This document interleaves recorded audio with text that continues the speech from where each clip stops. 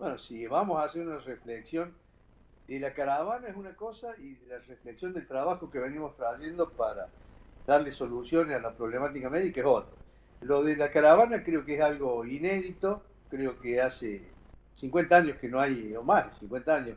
El recuerdo de los médicos que hoy ejercemos, no hay algo tan efectivo como fue la caravana, que como vos decís fue en cuarentena, fue programada para no asustar a la población, para no romper la cuarentena, hasta la cantidad de gente que iba en los autos, se planificó. Lo que sí creo que nos sobrepasó el hecho de la cantidad de gente, porque si bien nosotros pensamos que iba a ir mucha gente, nosotros calculamos 1000 autos, una cosa así, pero no, fueron más de 5800 autos, había más de 5 o 6 kilómetros de caravana de autos, fue realmente algo extraordinario. A lo que hay que sumarle la réplica que tuvo en el interior con Río Cuarto, en el mismo Carlos Paz, por ejemplo, en ciudades importantes como Villa María y San Francisco. Por eso, nosotros estamos hablando del número de Córdoba capital. Si sumamos a los otros autos y si sumamos a las provincias que han adherido a esto, nos vamos a dar cuenta de la magnitud que tuvo este evento. Doctor, básicamente, ¿por qué la protesta? A ver, sabemos que han imputado a 2 médicos del geriátrico Santa Lucía, de Saldán, el fiscal Andrés Godoy. ¿Fue en defensa de qué? ¿De esos 2 médicos, básicamente? La defensa de estos dos médicos, o la imputación a estos dos médicos, fue la gota que rebalsó el vaso. Nosotros ya veníamos trabajando porque todos sabemos la situación del médico. Y la situación del médico hoy es que nos están amenazando en la parte pública o en la parte privada. ¿Cómo vamos a hacer nosotros individualmente una denuncia de que no tenemos los elementos si sabemos que lo que ocurre con eso es una sanción o que nos echan? Entonces, y cuando hablo de amenaza, hablo de amenazas muy fuertes. En la provincia están mandando un memorando firmado por el ministro que dice que si nosotros no atendemos a los pacientes COVID o probable COVID con los elementos de protección, nos hace responsable a nosotros, sabiendo que el primero que se quiere proteger es uno, porque no queremos contagiar a nuestra familia. Eso por un lado. Y por otro lado nos hacen firmar una declaración jurada de que no padecemos síntomas ni signos de enfermedad contagiosa ni de COVID para entrar a trabajar. Ahora, a los bancarios no se lo hacen, a la policía no se lo hacen, a los docentes, a ninguno se lo hace. Nosotros, que somos los que estamos frente a la pandemia, ahora, ¿qué significa esto? Esto es un apriete. Esto es un apriete, de lisa y llanamente. Y por el otro lado, nos dicen de los honorarios nuestros vienen caídos de años. Pero Hoy si es vienen que a Areti pagar. le dijo que le iba a dar un bono, no recuerdo bien si era de 5.000 o de 20.000 pesos. El bono ese fue otro cachetazo, porque si nosotros lo tenemos que tomar, es una burla, pero no hablemos de los montos. Dijeron primero 30.000, después dijeron 20.000, después dijeron en cuota, y atrás de eso dijeron 70.000 pesos a los empleados de Del la Congreso legislatura, Nacional. porque están trabajando eso es tratarnos ya o menospreciarnos más, eso es seguir rebajándonos, seguir agachándonos. Nosotros a las 8 de la noche nos aplaudía toda la gente y éramos héroes. Y la prensa y todo decía, son los héroes. Y a las 8 de la mañana, el cartelito en la casa, che, andate porque vos estás teniendo COVID, que nos vas a contagiar. Entonces nos sentimos muy vilipendiados. Y atrás cartón quitado tiene lo de imputación. De imputación a 2 médicos, y yo no quiero extenderme porque creo que esa es una cuestión legal, pero al doctor Figueroa, al médico del geriátrico, él presentó solicitando los protocolos y todo. Es más, él se hizo el estudio, él en forma personal fue a hacerse el estudio de hisopado porque no se lo hicieron, siendo que él venía pidiendo porque él es un factor de riesgo porque es asmático.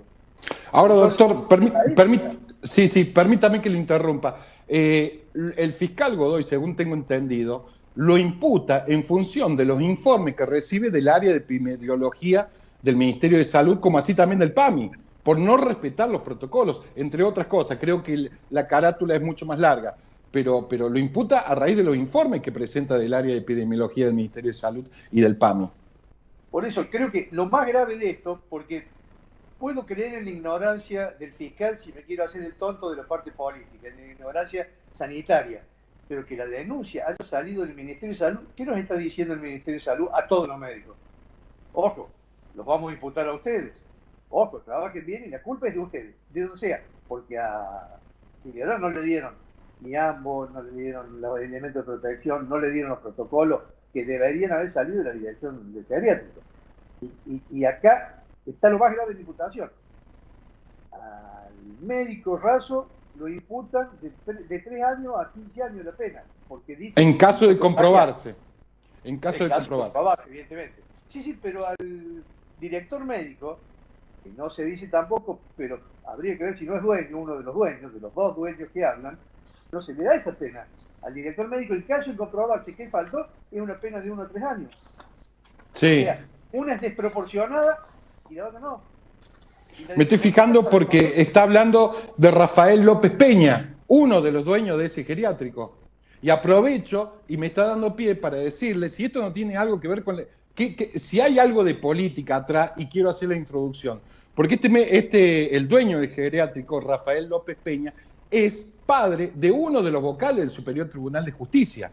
¿Les llama la atención a ustedes? Sobre todo cuando este dueño, el padre de uno de los vocales del Tribunal Superior de Justicia, dijo que el fiscal va a actuar de buena manera. Digo, no es delito ser dueño y padre a la vez de un fiscal, de un vocal del Tribunal Superior de Justicia, pero ¿le llama la atención esto a ustedes? Sí, por lo menos huele fiero.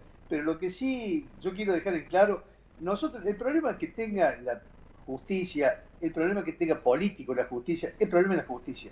A nosotros lo que nos acusa, lo que nos amedrenta, lo que nos da a abrir los ojos es que el Ministerio de Salud haya hecho la denuncia. Porque no fue justicia el que empieza la denuncia, es Salud el que empieza la denuncia, y no lo están diciendo. Y cuando a Salud se le dijo Salud no tenemos nada que ver, no, salió de Salud la denuncia, que eso es lo más grave todavía. Y desde Salud están saliendo las amenazas a los médicos.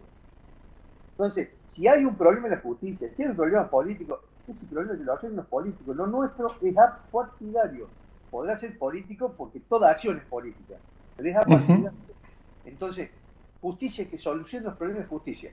Y sobre todo, porque nosotros, como vuelvo a repetir, la gota que colmó el vaso fue la imputación. Pero yo te cuento esta historia para que sepa la gente. Nosotros nos vienen pagando con papel.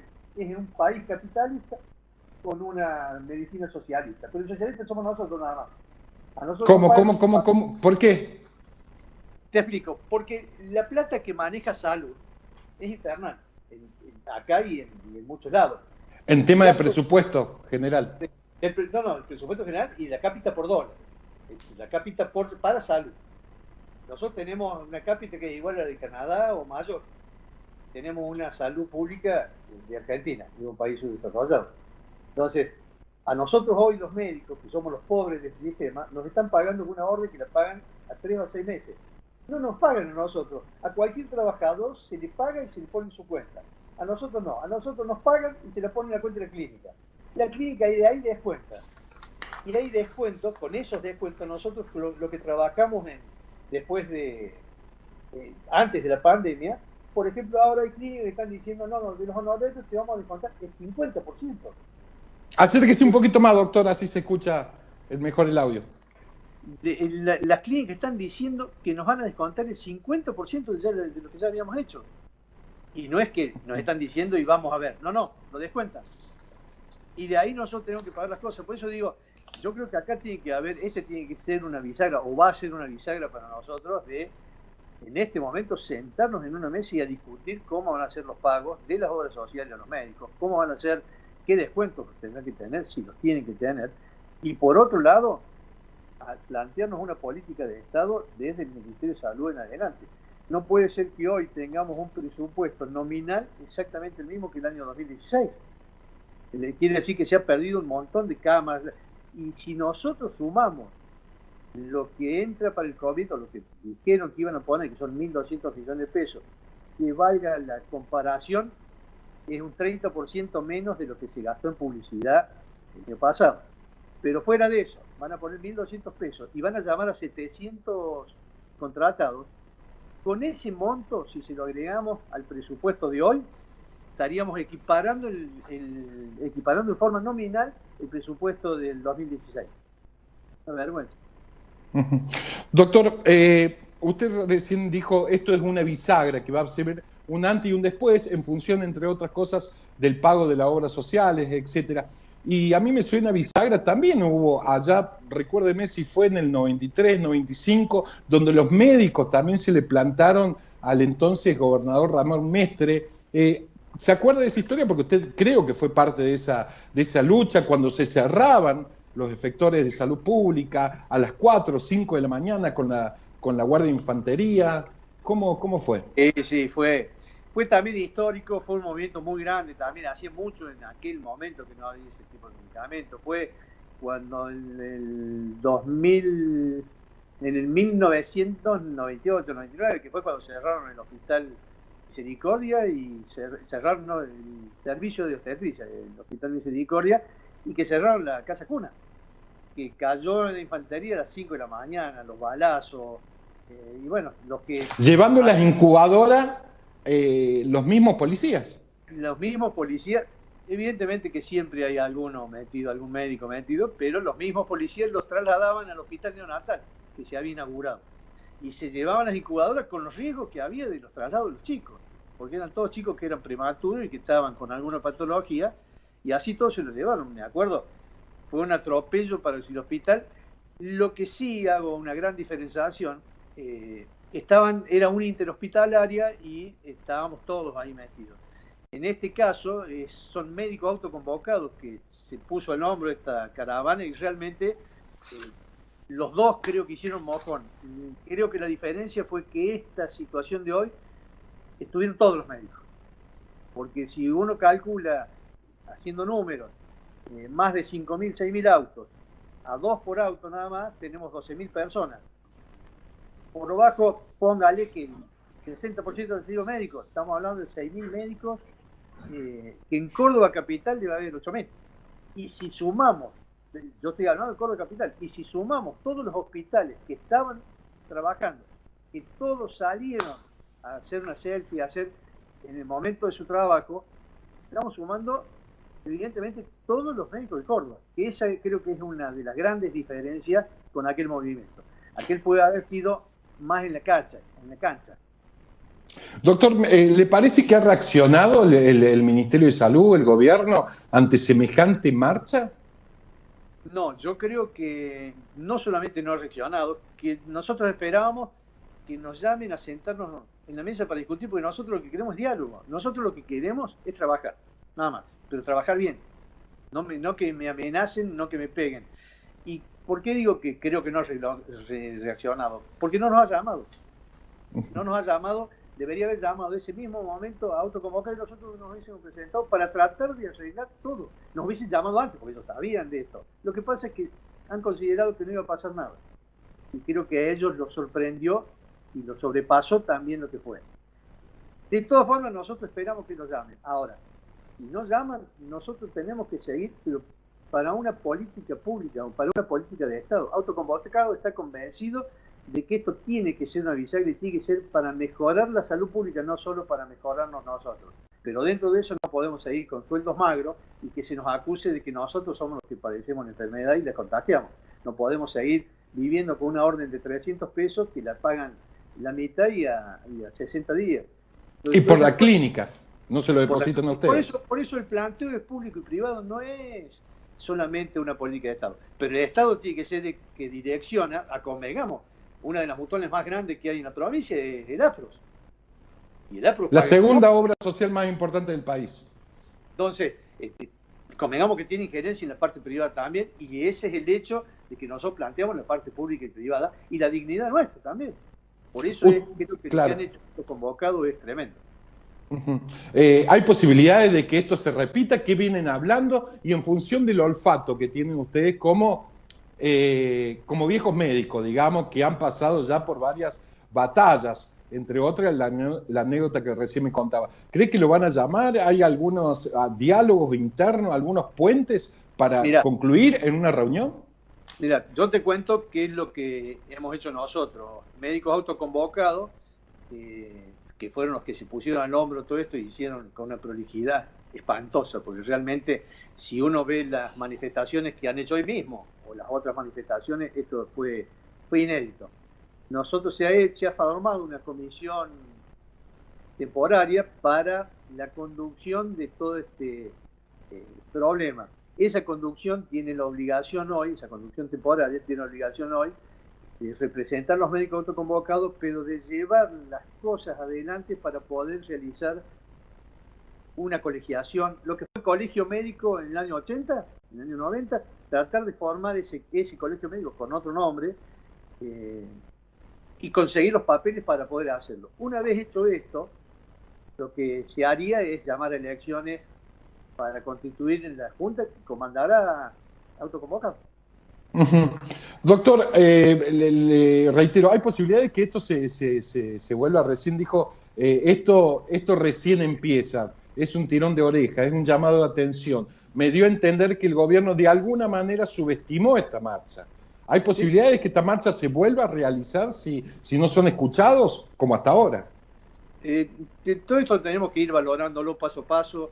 Ya el Consejo Médico ayer citó una conferencia de prensa en la cual estuvimos los médicos autoconvocados con otros gremios. Nosotros lo que queremos es una unidad para sacar en limpio todo, pero también queremos que en esa mesa se siente el gobierno. El gobierno es el que decide esto. Vos me decís esto va a seguir o no. Nosotros tenemos que ir hablando paso a paso porque no queremos que lo tomen como una amenaza de que esto se va a seguir, que nosotros lo que queremos es soluciones. Nosotros lo que queremos es sentar una mesa. Nosotros queremos que abre el diálogo el gobierno.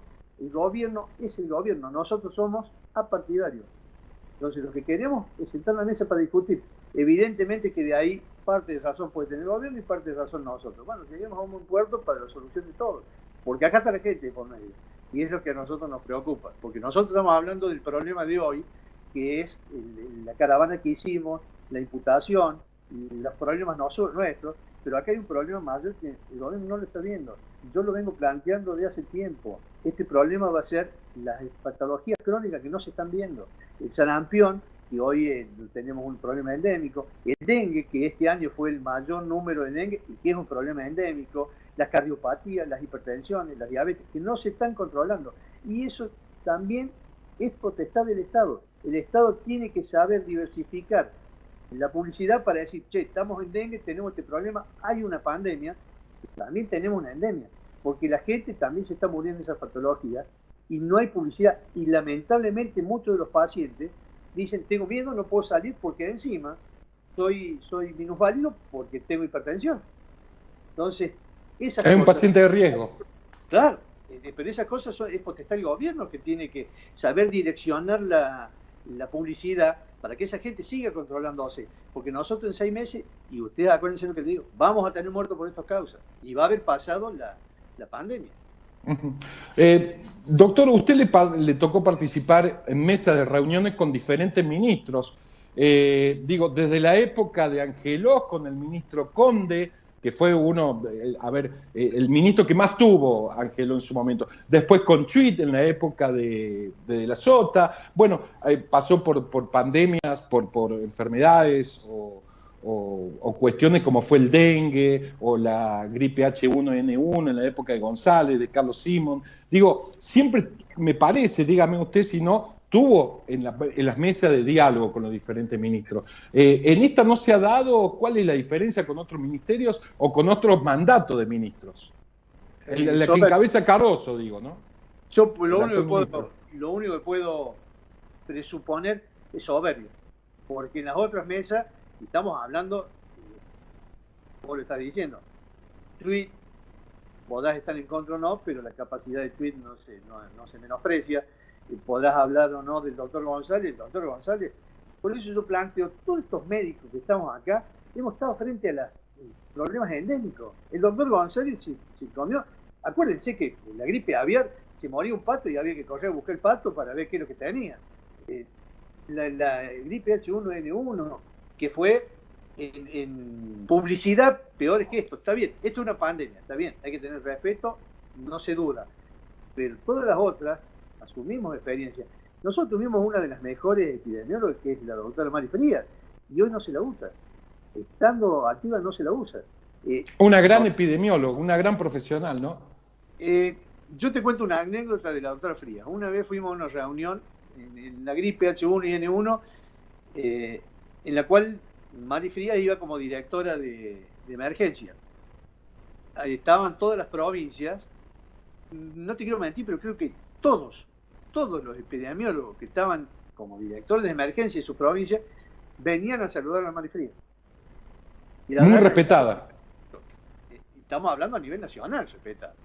Entonces, nosotros tenemos gente para eso, el gobierno tiene gente para eso, el mismo Oscar González estoy planteando, tiene gente para comandar una problemática como esta, hasta publicitariamente, pero bueno, por eso yo pienso que puede ser soberbia más que otra cosa, pero es problema del gobierno, eso vuelve lo mismo, el problema político que tenga el gobierno interno es problema del gobierno, no es problema nuestro.